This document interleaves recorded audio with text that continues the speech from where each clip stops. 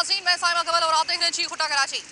अगर एक फ़ैसला, अदालती फ़ैसला आपकी नज़र से अभी तक नहीं गुजरा है तो मैं आपकी नज़र से गुजार देती हूँ। आपकी समाज जो है शायद आप खुशी महसूस करें इस फ़ैसले को सुनकर, अगर आप कराची में रहते हैं। अदालती अहकाम की बुनियाद पर जनाब किसी भी सिग्नल के ऊपर और शहर कराची के अंदर आपको एक अदालती अहकाम की बुनियाद के ऊपर अगर इस पर इम्प्लीमेंटेशन हो गया तो आपको फ़कीर नज़र नहीं आएंगे। ये जो चौरंगियों पे, चौराहों पर आपकी मेरी ज़िंदगी अजाब बना देते थे, जिस पर कम से कम मैंने जो है वो 4 सीक्वल तो मैंने तकरीबन 3 से 4 सीक्वल मैंने बना दिए हैं। और इसके अलावा बग़ैर किसी वक्फे के हमने प्रोग्राम्स भी पिछले रमज़ान से हमने स्टार्ट किए हुए थे इसके ऊपर, जो अभी भी आप देखेंगे इंशाअल्लाह ताला। तो इस फैसले के बाद किसी हद तक सुकून का सांस मिला। थैंक्स गॉड, अल्लाह तेरा शुक्र कि अदालतों ने ये अहकामात जारी किए। अब अल्लाह करे कि इस पर इम्प्लीमेंटेशन भी इसी तरीके से हो जाए। लेकिन साथ में एक और फैसला आया, वो अगर आप उसके ऊपर क्या राय रखते हैं, इसी के लिए हम प्रोग्राम कर रहे हैं। कि साथ में उन्होंने कहा है कि फ़कीर सिर्फ नहीं बल्कि वो जो ख्वाजा सरा आपको नज़र आते हैं वो भी नहीं मांग सकेंगे। अब जो फ़कीर है, ये भांत भांत के जो फ़कीर आए हुए हैं, ये पाखंडी, इनसे तो खुद मैं ये कहती हूँ हमारा तो काम यही है कि हम तो अपने प्रोग्राम की शनाख्त रखते हैं इसी वजह से कि हमने सबसे पहले इसके ऊपर आवाज़ इतनी ख़तरनाक तरीके से उठाई थी और इतने बुलंद तरीके से उठाई थी कि इनको बाहर निकालें, ये डिज़र्व नहीं करते हैं।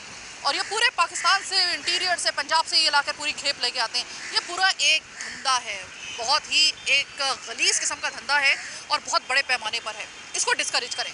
लेकिन साथ में अब अदालती फ़ैसला ये भी आया है कि वो जो ट्रांसजेंडर्स या ख्वाजा सरा जो आपको सिग्नल पे नज़र आते हैं वो भी नज़र नहीं आएंगे।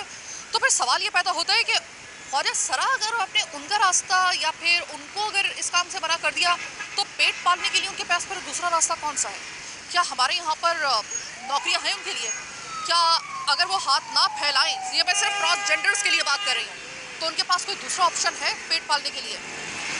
क्या मुआशरती अगर उनको नौकरियाँ भी फराहम कर दी जाएँ तो क्या ये जो मुआशरा है हमारा, क्या उनको हाथ फैलाने के अलावा मेहनत करता हुआ देख सकता है? या उनको जो है वो हम लोग क्या ज़हनी तौर पे और अखलाकी तौर पे इतने कदावर हो चुके हैं कि हम लोग इनको बर्दाश्त कर सकते हैं अपने साथ काम करता हुआ, ताकि ये अपना पेट पाल सके इज़्ज़त के साथ?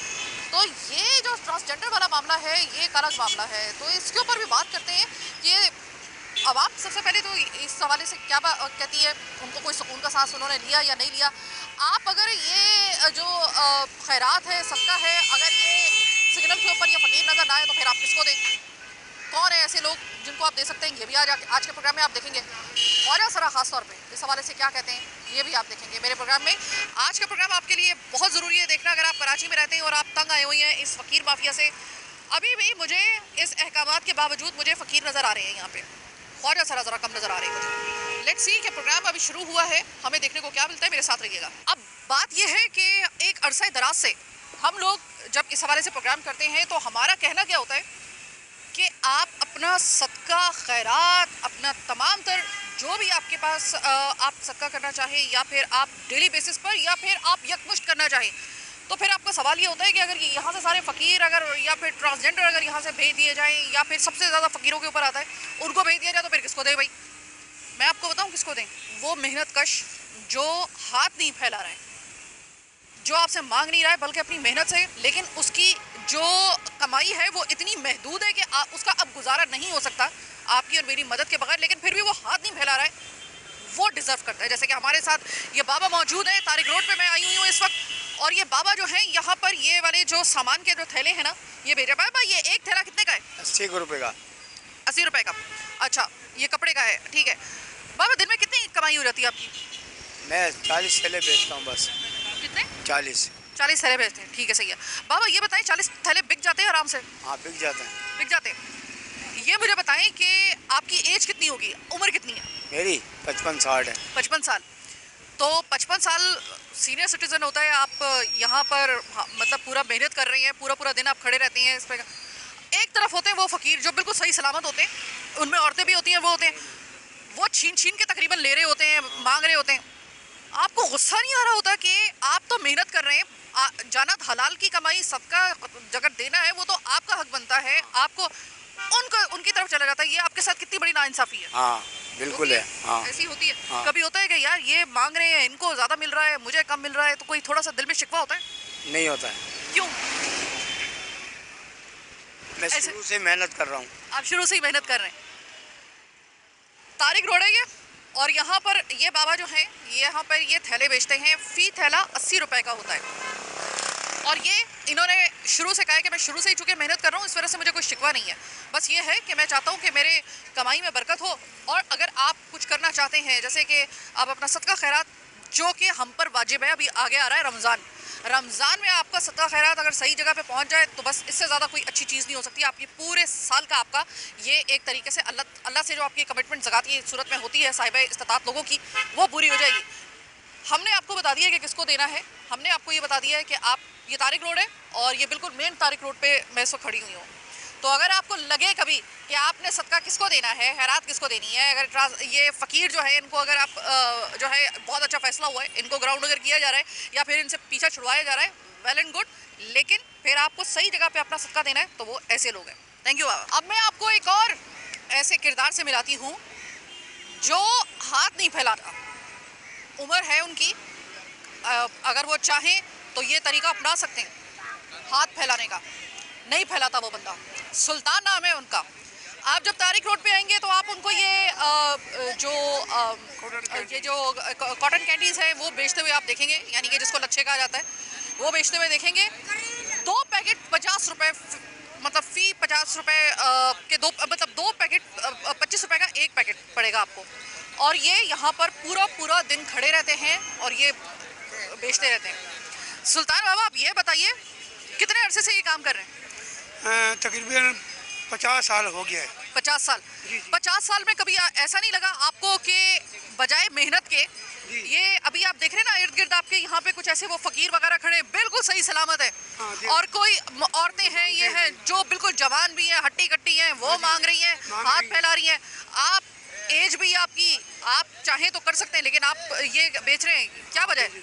जी, वजह क्या है? कोई ऐसा सोचा नहीं कभी मैं भी उन्हीं के साथ? नहीं जी, कभी नहीं सोचा। अल्लाह से ही देता है। हाँ। अपनी मजदूरी से खुदा सा कुछ देता होती है। लख शुक्र है, रब दी ज़ात दा शुक्र है। अच्छा देखें, अगर मुझे अगर किसी की माली मदद करनी होगी तो जाहिर है कि मैं कहूँगी कि भाई कौन ऐसा शख्स हो सकता है जिसकी मैं मदद कर सकूँ। अब ये फकीर आधे से ज़्यादा जो हट्टे कट्टे होते हैं उनसे बच्चों, उनको नहीं दो, उनको नहीं देना चाहिए। जो लेने के हकदार है उसको दो। जो मजदूरी नहीं कर सकता, या मस्कीन गरीब हैं, या बेवा औरतें बच्चे हैं, उनको दो जो उनका हक है। तो कुरान का भी फैसला है, अल्लाह का हुक्म है, उनको दो। जो मस्कीन लोग हैं, निक्के निक्के छोटे बच्चे, माँ बाप नहीं हैं, उनको दो। जो मोहताज बंदे हैं उनको दो, नबीनों को दो। अब आप मुझे ये बताइए कि दिन पे कितना कमा लेते हैं आप? हाँ बाजी, ये हवाई रोज़ी है, कभी बच जाते हैं, कभी बिक जाए तो 1000-1500 रुपया हमें दिहाड़ी का अल्लाह ताला दे देता है। ना बिके चलो अल्हम्दुलिल्लाह, बच्चा की रोज़ी खुदा दे देता है जी। अब ये सुल्तान बाबा ये भी, हालांकि अगर मैंने आपको पहले भी कहा कि अगर ये चाहें तो ये मेहनत का रास्ता, हाथ की कमाई को छोड़कर ये भी हाथ फैला सकते थे अगर, लेकिन नहीं, जिस शख्स ने 50 साल से सिर्फ मेहनत की हो वो शख्स कभी भी हाथ नहीं फैलाएगा, ये याद रखिएगा।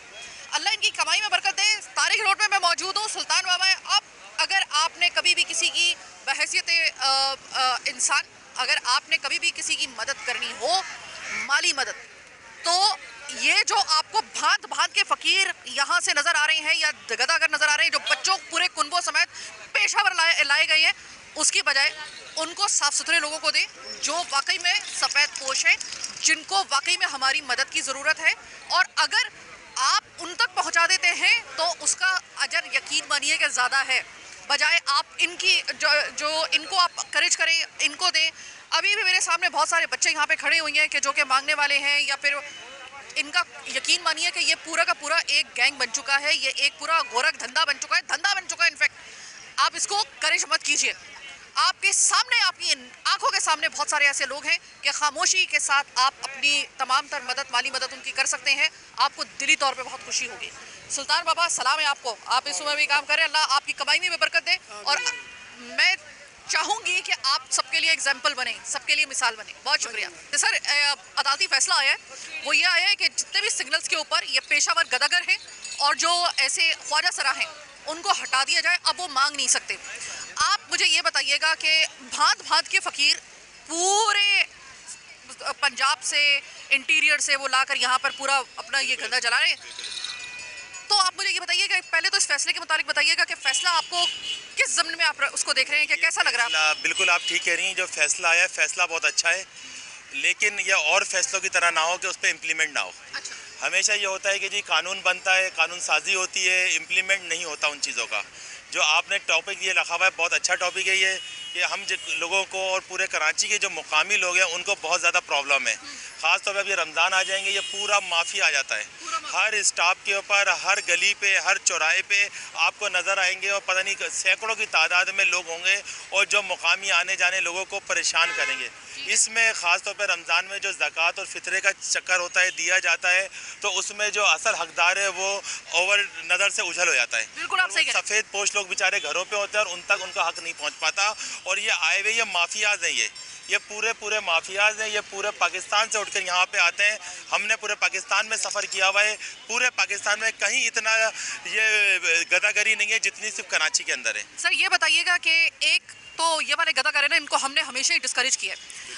आपके सामने एग्जांपल है, मैंने अभी एक बाबा से बात की, बहुत से यहाँ पर ऐसे बुजुर्ग हैं जो हाथ फैलाने के बजाय वो मेहनत से कमा रहे हैं। बिल्कुल ऐसी। आपको लगता है कि हमारी जो माली मावनत है वो उनके लिए होनी चाहिए बजाय इसके कि पेशावरों के? खासतौर पे कराची में जो इतनी सैलानी है और दूसरे वेलफेयर वाले काम कर रहे हैं, यहाँ पे हमारे कितने ऐसे लोग हैं जो बेचारे 60 साल 65 साल 70 साल की उम्र है, लेकिन वो ना भीख मांगते हैं ना किसी से कुछ लेते हैं, वो मेहनत पे हैं। जैसे अभी आप एक बड़े साहब का इंटरव्यू कर रही थी, अक्सर हम यहाँ गुजरते हैं तो ये बच्चों गुड़िया के बाल और ये बेच रहे होते हैं। इस तरह के बहुत सारे हैं, उनको हमें अप्रिशिएट करना चाहिए और उनको जो मावली मदद हो वो भी करना उन्हीं को ही चाहिए। अच्छा, एक और सब्जेक्ट वो ये है कि जो ट्रांसजेंडर्स हैं उनको भी मना कर दिया गया है।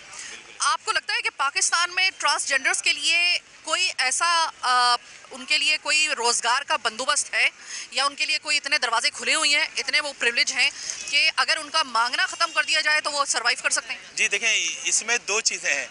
ट्रांसजेंडर आप जो बात करिए, लेकिन इसमें काफ़ी सारे इसमें पेशावर वो लड़के हैं, वो आदमी है जो ट्रांसजेंडर बन के और भीख मांग रहे होते हैं। और ये बहुत उनका शॉर्टकट है ये कि वो एक भी जगह खड़े हो जाते हैं और वो रोज़ की 2000 5000 6000 आराम से कमा लेते हैं।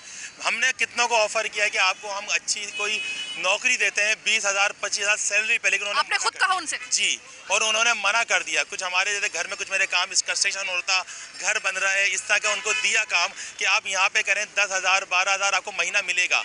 उन्होंने मना लिटरली कर दिया कि मेरा अपना पर्सनल एक्सपीरियंस हो चुका है। उनका यार मैं पागल हूँ जो महीने भर बैठ के चौकीदारी करूँ, 10,000 15,000 20,000 रुपये तुमसे लूँ मैं तो एक चक्कर लगाता हूँ दिन में 5,000 6,000 वैसे कमा लेता हूँ मैं। बहुत शुक्रिया, बहुत इन्फॉर्मेटिव आपने गुफ्तगू की। सर ये बताइए, अदालती हुक्म आया है कि अब ये जो चुरंगियों पे और इधर जितने भी ये ट्रांसजेंडर समेत जो पेशावर फ़कीर हैं उनको अब खड़ा होने की इजाज़त नहीं होगी और वो उनको जाना ही होगा, हर सूरत में छोड़ना होगा हमारा पीछा। आपको लगता है कि ये फैसला सही है? नहीं, बिल्कुल सही है, होना चाहिए। यहाँ तो आपने देखें कैसा भरमार लगाया हुआ है। ये सब अंदरूनी सिंध से, पंजाब से, सरहद से, सब जगह से आके हमारे जो गरीब लोग हैं, जो हम जिनको हम मदद करें, उनको उनका हक मार रहे हैं और हमारे माशियात पे पूरी कराची पे कब्जा किया। पानी, बिजली, गैस, सब खाने के पीने के ऊपर सब पे कब्जा करा। दिन भर भीख मांगते रहते हैं, लोगों को तंग करते हैं, नमाज पढ़ने नहीं देते और मस्जिदों में आके ये वहाँ यानी बनावटी हाथ पाँव तोड़ के आ जाते हैं, बच्चा लेके आ जाते हैं।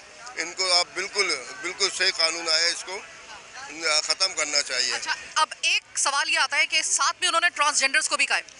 आपको लगता है कि ट्रांसजेंडर्स के पास यहाँ पर मौके हैं दूसरे तरीके से भीख मांगने के अलावा, हाथ फैलाने के अलावा, कोई उनके पास दूसरा कोई जरिया हो सकता है, या उनको कोई ऐसा प्रिविलेज किया गया है या उनके लिए कोई ऐसा बंदोबस्त किया गया है कि वो भी अपना गुजारा कर सकें? मैडम, यहाँ पे तो आप इनको जब इतना आपको पूरे दिन में इनको 5,000 4,000 की दिहाड़ी लग जाती है तो फिर दूसरे काम क्या करेंगे? अब एक आदमी भी मेरे ख्याल में आजकल 10 रुपये 20 रुपये 50 रुपये देता है। 100 आदमियों से मांग लिया उन्होंने, 1000 2,000 की दिहाड़ी हो गई। अब वो है कि वो 300 400 500 में दिहाड़ी करेंगे, लेकिन फिर उनका गुजारा कैसे होगा? अब उनके लिए देखें कोई नौकरियां भी नहीं है कोई। आप इस पे तो हुकूमत पाकिस्तान कर सकती है कि कोई इदारा बनाए, गारमेंट के फैक्ट्रियाँ लगाए, उसके अंदर उनको करे, तवज्जो दे। वो हो सकता सर है। देखिए, बहुत सारे उनके लिए फंक्शनल नहीं है, लेकिन इदारे बहरहाल उनकी तंजीमें वगैरह बनी हुई है, लेकिन वो ऐसे जैसी कोई फंक्शनल नहीं है कि उनके लिए बिल्कुल ही तमाम तर मसाइल उनके हल कर दिए जाएं। ऐसे में आपको लगता है कि इनके लिए अब इट्स अ हाई टाइम कि इनके लिए कुछ सोचा जाए कि यार इनको भी कोई बंदोबस्त किया जाए ताकि ये हर सिग्नल के ऊपर हमें नजर ना आए, इनके लिए कोई दूसरा एक शरीफाना किसी बाइज्जत कोई रोजगार का बंदोबस्त किया जाए। हाँ, ये होना चाहिए, मगर ये कि अब ये गवर्नमेंट ऑफ पाकिस्तान नहीं कर सकती है। इनको एक बड़ा कोई इदारा बनाए, उसके अंदर इनको रोज़गार फराहम करे और इसको इस नालत से इनको हटाए और इनको अच्छा रोज़गार मुहैया किया जाए। बहुत शुक्रिया सर। अब मैं मेरे अकब में अगर आप देखें तो यहाँ पर आपको भांत भांत के आपको मुख्तलिफ बच्चों समेत यहाँ पर आपको फ़कीरों की एक पूरी फौज नज़र आएगी। अब इनको अगर पास अब इनके जाए ना, जब ये कैमरा नहीं खुलता, ये माइक नहीं निकलता, तब यकीन मानिए कि वो ऐसे ऐसे आप, और मैं क्या आपको बता रही हूँ, आप तो दिन रात इनसे खुद भी इनका सामना कर रहे होते हैं। ये इस तरीके से आपके सामने एक्टिंग करेंगे और इनके ना वेरिएशंस होती हैं। मेरा ये प्रोग्राम अभी फ़कीर माफिया के खिलाफ नहीं है, वो हमारा सीक्वल है और वो हम चलाएंगे बाद में। अभी तो हम इस फैसले की नज़र से हम ज़रा लोगों से भी बात करने के लिए आए हैं और ज़रा थोड़ा सा इसे देखने के लिए आए हैं, ये फैसला किस नज़र से देखा जा रहा है और इसके क्या असरात मुरतब होने के लिए जा रहे हैं। बज़ाहिर एक बेहतरीन फ़ैसला है, इसमें हम लोग कहेंगे कि बेहतरीन तरीन फ़ैसला है। अदलिया का बहुत बहुत शुक्रिया, लेकिन क्या इसके ऊपर कराची में इम्प्लीमेंटेशन आपको नज़र आ रहा है? मुझे तारिक रोड के ऊपर ही कम से कम 5 से 6 फ़कीरों ने इस वक्त जो है ना वो देख के दौड़ लगाई है। आज मेरा फ़कीर माफिया का प्रोग्राम नहीं था, वरना मैं कैमरा लेके उनके पीछे दौड़ती। लेकिन मैं आपको सिर्फ बता रही हूँ कि क्या ये मुश्किल टास्क नहीं है थोड़ा सा कराची के लिए ख़ास तौर पर? क्या इम्प्लीमेंटेशन हो जाएगा? इस सवाल के साथ प्रोग्राम के अगले हिस्से में आपसे मुलाकात होगी, मेरे साथ रहिए।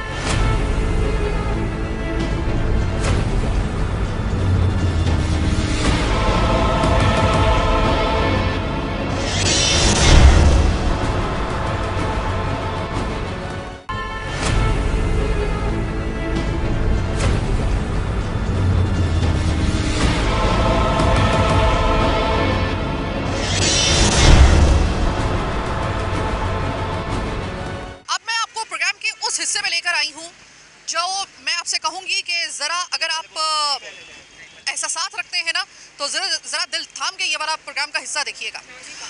फ़कीरों को, गदागरों को हम हमेशा डिस्करेज करते हैं। ये आप पीछे देखिए, ये पूरी यहाँ की फौज ला के फेंकी गई है। यहाँ पर ये हड हराम, ये पूरे के पूरे पखंडी यहाँ पर बैठ के ये कराची को लूट रहे हैं, आपको और मुझे लूट रहे हैं। दूसरी तरफ ख्वाजा सरा, अदालती अहकामात की बुनियाद पर ख्वाजा सरा को भी इस पर पाबंद किया गया है कि अब वो भी सिग्नल के ऊपर आपको नज़र नहीं आ सकते। अब अगर आपने इनके लिए कोई दूसरा रास्ता छोड़ा हुआ है रोज़गार का इज़्ज़त के साथ, और वहाँ पर ये बहुत खुशी खुशी अगर काम कर रहे हैं, खुशी खुशी का मतलब ये कि वहाँ पर हम आम आवाम, हम मुआशरा इनको काम करने दे रहा है, तब तो भाई समझ में आता है ओके। अगर ना हम इनको कोई काम करने दे रहे हैं, ना इनके लिए रोज़गार का कोई दूसरा मौका है, और मुआशरती रवैया हमारे कैसे हैं बताने की ज़रूरत नहीं है, एक प्रोग्राम में कर चुके हैं इस हवाले से, आप और मैं अच्छे तरीके से जानते हैं। ऐसे में अगर इनको सिग्नल पर मांगने से भी रोक दिया गया तो इनके पास पेट पालने का कौन सा जरिया है? $1 मिलियन का क्वेश्चन। अदालती अहकामात सर आंखों पर, लेकिन फिर ये याद रखिएगा कि ये दो अलग अलग चीज़ें हैं। पेशावर माफिया, गदागर, बिल्कुल उसके ऊपर हम हमेशा कहते हैं कि इनको तो निकाल के, इनको खुदेड़ के कराची से बाहर निकालिए। ये हट हराम है, ये है बोझ असल में। लेकिन जो ख्वाजा सरा का मामला है वो इंटायरली डिफरेंट है इस हवाले से, क्योंकि इनका जेंडर बीच में आ रहा है और इस जेंडर को लेकर हम एक सदियां गुजार चुके हैं, लेकिन हमने इनको वो मकाम नहीं दिया है। हमने अभी तक ये बात तस्लीम ही नहीं की है कि इनका ये जेंडर जो कि ख्वाजा सरा का जेंडर होता है, इस जिन्स को हमने कभी, असल बात यह है कि तस्लीम ही नहीं किया। हमारी नज़र में काबिल एहतराम या सिर्फ जिनसे मुअन्नस या जिनसे मुज़क्कर, यानी या तो मर्द या फिर औरत, हमें लगता है सिर्फ यही काबिल एहतराम है। असल बात ये, हमने इनको कभी वो जगह दी ही नहीं है, हमने कभी तस्लीम ही नहीं किया इन्हें। अब ऐसे में अगर ये फैसला आता है तो इनके ऊपर ये क्या इनके पास कोई दूसरा जरिया मुआश है या नहीं है। मैं आज इनके साथ एक दफ़ा फिर से मौजूद हूँ। अस्सलाम वालेकुम। वालेकुम अस्सलाम। भैया मैं बिल्कुल सही हूँ, आपकी दुआ। आप मुझे ये बताइएगा कि अदालती अहकामात आपने सुन लिए होंगे, आपके पास मुझे सिर्फ पहला सवाल यही है कि आपके पास कोई दूसरा जरिया मौश है या नहीं? नहीं, हमारे पास कोई जरिया नहीं है। हम भीख मांगते हैं और खा लेती हैं, सही है। दूसरे नंबर पे ये बात रहेगी कभी ऊपर से ऑर्डर देते, कभी नीचे से ऑर्डर देते। हम लोग कहाँ जाएं? अच्छे खासों को पकड़ो ना, जो मांगने आ जाती हैं। फैशन लेवल है, मांग के अपना गुजारा करते हैं, बिल्डिंगें उनकी सब कुछ है, मांग के इधर गुजारा करते हैं। हमारे को तंग क्यों करते हैं? हमने क्या इनका बिगाड़ा है? कुछ नहीं बिगाड़ा। कल परसों रात मेरे को पुलिस वाले ने उठाया, सिंगल वे में खड़ी थी, पुलिस वाले ने उठाया, बोलते फ़कीर गाड़ी में बैठ जाए। मैंने गाड़ी में बैठ गई। बोलते तुम्हारे पास पैसे कितने हैं? मैंने बोला मैंने तो अभी आई हूँ, मेरे पास पैसे नहीं है। ठीक है, आगे जाके उन्होंने मेरे राडो के ऊपर मेरे को उतार दिया। सही है ना? एक तो हम एक गलत हाथ लगाते हैं, सही है, तो एक ये ऊपर वाले ऑर्डर देते हैं, इनको पकड़ लो। सही है, हम कहाँ जाएं? हम किसके आगे अपील करें? हम इस माशरे का हिस्सा हैं, हम किस तरफ जाएं हम? अच्छा, तो एक बोलते हैं मर्द होते हैं, तो मर्द होते हैं तो मर्द कपड़े तो नहीं पहन सकते ना। लेडीज कपड़े हर बंदे से बेइज्जती नहीं करवा सकते, तो मर्द नहीं ऐसे काम करते। जो ये लोग बोलते हैं ये गलत फहमी उनकी। नहीं, मैं एक बात कहूँ आपसे, मेरी एक बात सुनाओ। दुनिया में अगर सबसे बदतर जो इंसान है ना, वो पौडी है, जो मसलन कि ये मसलन मंशियात पीते हैं। आप उसको भी बोलेंगे ना कि ये लिपस्टिक लिख लाओ, ये कपड़े पहन के तू रोडों पे आओ, वो अपनी बहन का सौदा करके, ठीक है, वो अपनी बहन का सौदा करके मंशियात कर लेगा, लेकिन वो ये काम नहीं करेगा, लिपस्टिक और ये कपड़े नहीं पहनेगा। हम मर्द नहीं है, अल्लाह हमारे जैसी औलाद किसी दुश्मन के घर न पैदा करे। अब मुझे ये बताएं कि ये फैसला आया है, इसके बाद आप लोगों में कितना देखिए, आप परेशान कितने हैं अपने मौशी हालात? परेशान है, ठीक है, बच्चों वाले के बच्चे दिए, हमारी बुजुर्गें हैं वो बाहर नहीं निकल सकते, वो बाहर नहीं निकल रही हैं, तो हम बाहर निकल रहे हैं। हमारी हाजन साहब, हमारे जो बड़े हैं वो नहीं बाहर आ सकते। सही है, हम कमाते हैं और उनका भी पेट पालते हैं, अपना भी पेट पालते हैं। ठीक है ना, तो हमारे बच्चे हो सकते हैं, तो ना हमारा कुछ शोर है। हम खुद ही कम, वही है दुनिया की वो बदतरीन इंसान है, ठीक है, वो बदकिस्मत हम इंसान है कि जो सारी जिंदगी खुद कमाना है और खुद ही खाना है हमने। ठीक है, बराए मेहरबानी हम ये अपील करते हैं कि जो हकदार है, हम शी मेल हैं, ठीक है, हम मानती हैं कि हम शी मेल हैं, इसमें हमारा कौन सा कसूर है? मैंने पहले भी बोला कि दुनिया का सबसे जो गिरोह इंसान वो पौडरी है। आप उसको भी बोलेंगे ये कपड़े पहन या लिपस्टिक लगा, वो नहीं लगाएगा।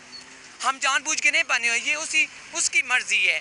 लोग कहते हैं ये मर्द होते हैं, किस के आगे हम नंगा हो? नहीं, हम नंगा नहीं हो सकती भाई, हर किसी के आगे, हम भी किसी की औलाद है। चांदी, ये फैसला आने के बाद, सुनने के बाद कितना परेशान हो अपने माली हालात को लेकर? हम बहुत परेशान हैं इसकी वजह से। हमारा कोई और रोज़गार नहीं है, हम इधर से ही कमाते हैं, भीख मांग के अपना गुजारा करते हैं। अगर इसे भी हमें पाबंदी लगा देंगे तो हम कहाँ जाएंगे? हम तो मर जाएंगे। फिर हमें जहर दे दें, हमारा यही। और पहले हमारी कोई जॉब नहीं है, इन्होंने कोई हमारे लिए कोई ऐसा ज़रिया नहीं रोज़ी का दिया हुआ कि ये रोज़ी करे और कमाएं और खाएं, ठीक है ना। हर लोग हमारा मजाक उड़ाते हैं, छोटे छोटे बच्चे हैं तो वो भी हमारा मजाक उड़ाते हैं। हमें अल्लाह ने बनाया, हम खुद तो नहीं बने हैं ना, हम भी किसी के बच्चे हैं, किसी के बहन हैं, किसी के भाई हैं, ठीक है।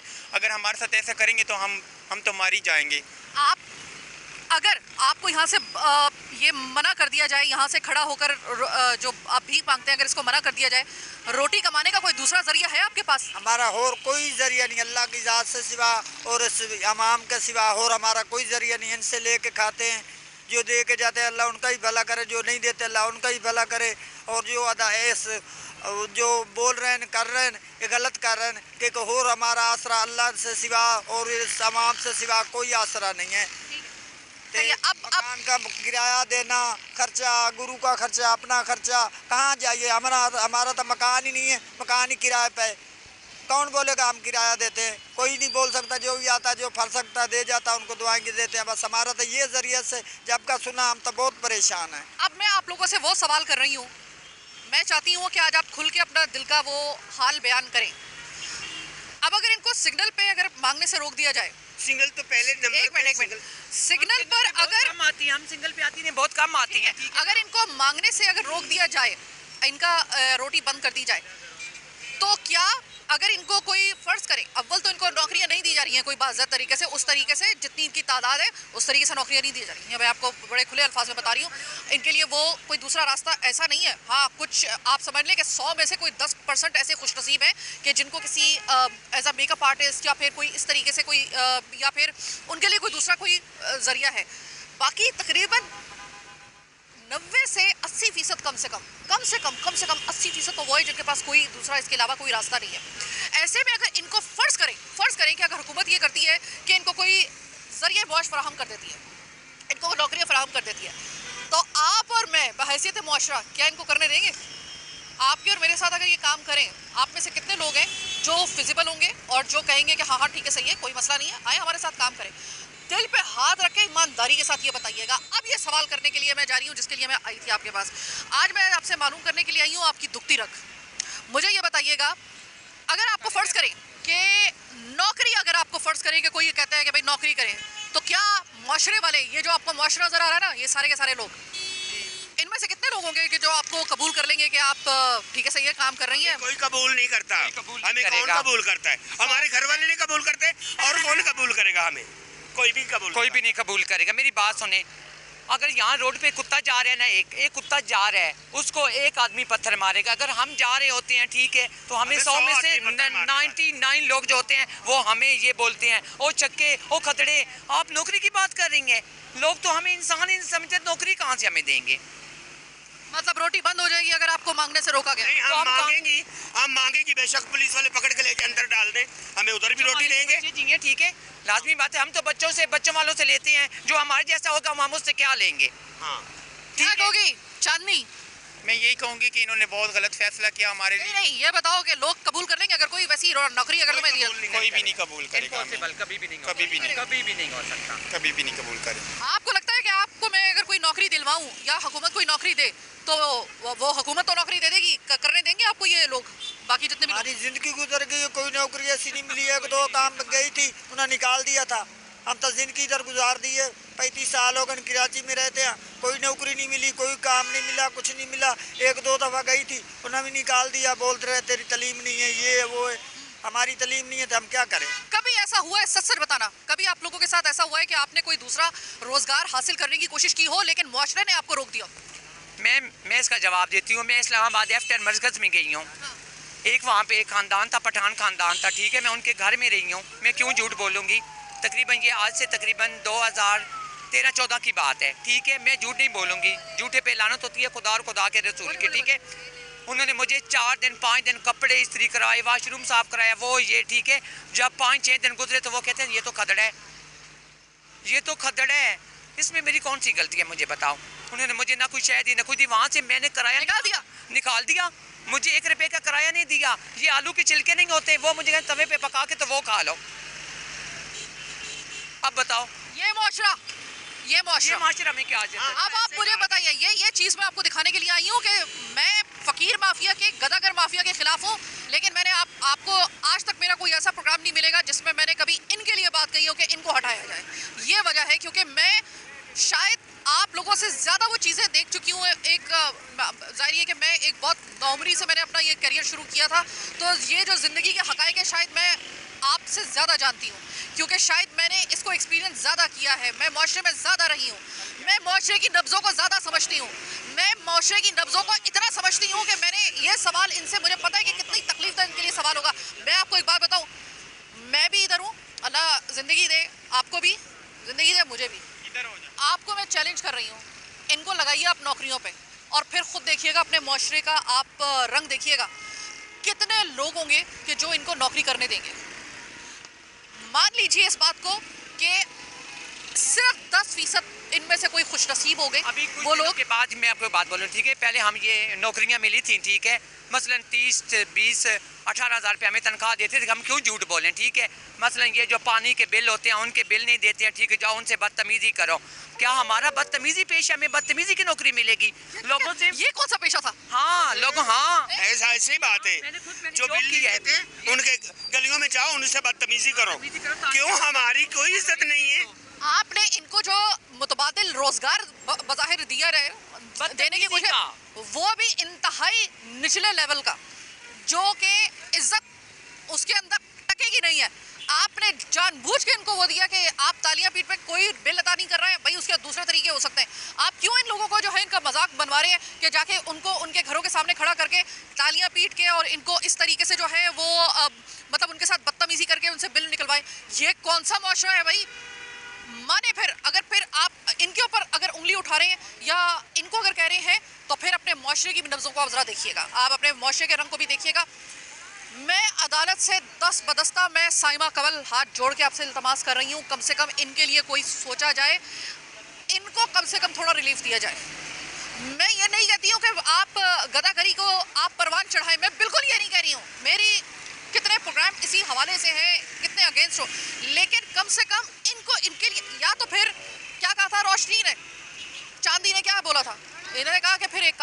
अगर आपने हमारी रोटी बंद करनी है ना, फिर एक साथ हम सबको जहर देते हैं। हम खुद तंग आए हुए हैं अपनी ज़िंदगियों से। बाहर होते हैं ना, बाहर होते हैं, उनको फिर जहर ही देनी चाहिए ना, उनको तो जहर ही देनी चाहिए, लाजमी बात है। अगर हमारे पाकिस्तान में ऐसे होगा तो फिर हम कहाँ जाएंगे? अगर हमारे पाकिस्तान वाले प्यार मोहब्बत देंगे तो हम किधर जाएंगे? दुनिया भर में पूरी तरक्की याफ्ता कौमों में इनके लिए एक ख़ास किस्म के रोज़गार का बंदोबस्त किया जाता है, जो कि फ़ैशन इंडस्ट्री से या फिर इस तरीके से मेकअप इंडस्ट्री से या फिर इनके लिए मुख्तलिफ इनके रुझान के मुताबिक इनके लिए इंतज़ाम किया जाता है। ये पाकिस्तान है कि जहाँ पर इनके लिए कभी कोई इंतज़ाम अगर किया भी गया है ना, अगर वो ख़ुद सेल्फ फाइनेंसिंग उसकी पसली इतनी मजबूत नहीं है, अगर वो प्रिविलेज तबके से नहीं है, और इसी तबके से जिस तबके से मैं आपको दिखा रही हूँ, और यही असल तबका है जो कि पूरे कराची में आपको नज़र आता है, और इनकी इतनी बड़ी तादाद है कि आप इसको काउंट नहीं कर सकते।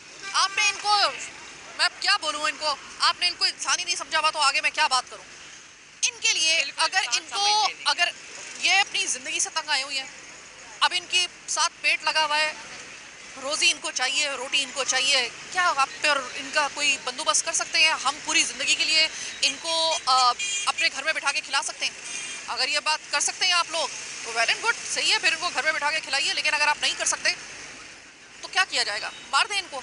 क्या करें? क्या इनका पेट साथ में लगा हुआ है, खाना ना खाएं, रोटी ना खाएं, क्या करें? फिर इनके लिए क्या जा सकता है? अब ये मैं आप पे छोड़ रही हूँ। गदागरों के खिलाफ आपका A1 ऑपरेशन होना चाहिए, और ये जो पेशावर गदागर हैं इनको तो हम भी इंशाल्लाह ताला आपके साथ ही होंगे। पेशावर गदागरों को यहाँ से निकालें, इनके लिए कुछ सोचें। तो आज का प्रोग्राम आपके सामने, प्रोग्राम के आखिरी हिस्से में आपने देखा होगा कि हमने हमेशा जो स्टैंड लिया हुआ है, हमारी पूरी कोशिश है, पूरी तवानाई ऐसी ऊपर सर्फ हुई है कि हम किसी तरीके से आपको बराबर करा सकें कि ये जो गदागर माफिया है ये पेशावर माफिया है, इसका हमारे हक हलाल की कमाई के ऊपर कोई हक नहीं है। सदका खैरात इनसे खुदा के लिए इनको मत दें, इनको डिस्करेज करें। कई हम अपने सीक्वल के ऐसे ऑपरेशंस आपके सामने लेकर आ चुके हैं जब से हमने चीख उठा कराची शुरू किया है। हमारी शनाख्त एक तरीके से यही बन गई है। लेकिन दूसरी तरफ जो गदागर माफिया के अलावा जो ये जो ख्वाजा सरा की जो कम्युनिटी है, इनके लिए मामला ज़रा थोड़े बदल जाते हैं। आपने देखा होगा मैंने आज तक कभी इनको उस दायरे में नहीं लेके आई, क्योंकि मैं बहुत अच्छे तरीके से जानती हूँ कि इनकी ज़िंदगी का गुजारा सिर्फ वही इसी तरीके से सकता है। अदालती अहकामात सर आंखों पर, हम कभी कोई दूसरी बात करेंगे नहीं। अदालती अहकाम हम सिर्फ आपसे रिक्वेस्ट कर सकते हैं कि आपने एक बेहतरीन फ़ैसला किया है, हम आपकी पूरी तरह इस फैसले की तायद करते हैं, गदागर माफिया से हमारी जान छुड़वाएं। लेकिन दूसरी साइड पर ये जो ख्वाजा सरा हैं, ये जो रोज़ाना की बुनियाद पे आपको नज़र आते हैं, ये पिसा हुआ ऑलरेडी तबका है, इनके पास रोज़गार का कोई दूसरा मौका नहीं है। या तो इनके लिए बाइज्जत किसी रोज़गार को बंदोबस्त किया जाए, या कम से कम मैं आपसे बदस्ता ये रिक्वेस्ट कर सकती हूँ, आपके फैसले के ऊपर कोई दो राय नहीं है, अदालती अहकामात के ऊपर कोई दो राय नहीं है, बदस्ता आपसे गुजारिश कर सकते हैं कि इस ज़िम्न में इन ख्वाजा सरा के लिए ये लोग हैं ना, इनके लिए थोड़ी सी रिलैक्सेशन दी जाए। ये बहुत पिसा हुआ तबका है। मैंने आपको प्रोग्राम के आखिरी हिस्से में जिस तरीके से दिखाया, यकीनन आपने भी देखा होगा, इनके पास कोई दूसरा रास्ता है ही नहीं ज़िंदगी गुजारने का। इनके पास ज़िंदगी ऑलरेडी बहुत तंग है, और जो जेन्युइनली जो ख्वाजा सरा कम्युनिटी से ताल्लुक़ रखने वाले हैं, उनको तो आप पूछे ही मत कि उनके साथ होता क्या है। ऐसे में या तो इनके लिए कोई रोज़गार का बेहतरीन बंदोबस्त आप कर दीजिए बाइज़्ज़त तरीके से, फिर तो हमारा कोई इसके ऊपर कोई इससे अच्छी कोई बात ही नहीं हो सकती। लेकिन अगर आप फिल वक्त इन तमाम ख्वाजा सराओं को आप उस नेट में नहीं लेकर आ सकते कि जहाँ पे इनको एक बामकसद बाइज़्ज़त रोज़गार फराहम किया जाए, तो कम से कम इनको थोड़ी सी रिलैक्सेशन दी जाए। आपसे सिर्फ ये रिक्वेस्ट करने के लिए हमने आज का प्रोग्राम मुरतब किया है। अपने फीडबैक से आगाह करना हरगिज़ मत भूलिएगा। मुझे मेरी टीम के साथ दीजिए आज के प्रोग्राम से इजाज़त। अल्लाह के बाद।